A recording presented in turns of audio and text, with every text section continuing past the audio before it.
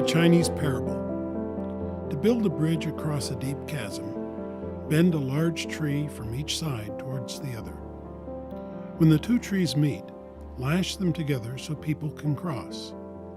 Be sure there's enough overlap to make the bridge strong. Simply meeting the other side halfway won't work. My father and his brother had a close, intense relationship, like two knife fighters with their left wrists bound by a leather strap. Every encounter between them started with a cautious circling. One or the other would make the first jab, and they were off. Neither ever walked away fully winning or losing, but each was invigorated and wounded by the exchange. It hadn't always been that way. Growing up in the Upper Peninsula of Michigan, they had been tremendously close, but something changed. My father moved to Boston for the life of academia. My uncle stayed put and became a millionaire. The distance hid the fact of their tight orbits about each other. Monthly phone calls would start pleasantly, but within moments the fire of politics was ignited, ending with anger and a bitter resolve not to call again. Then my uncle was stricken with a deadly cancer, and I engineered a visit for their farewell. The first day, my uncle lay withered on the bed, barely conscious. We sat there, speaking quietly to him, but he didn't respond.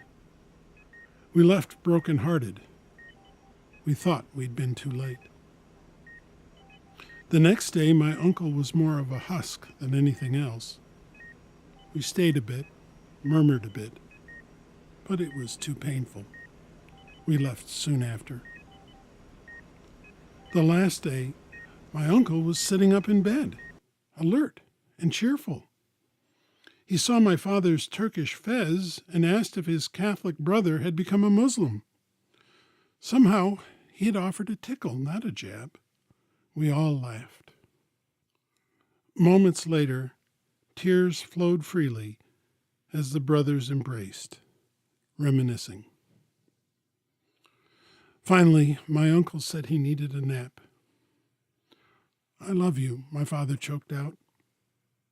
"I love you," his brother replied. My father turned to leave, took a step, and turned back. "Can I kiss you?" he asked. "Of course." We left the next morning. My uncle died soon thereafter. The bridge was built in time. It is narrow, but it remains strong.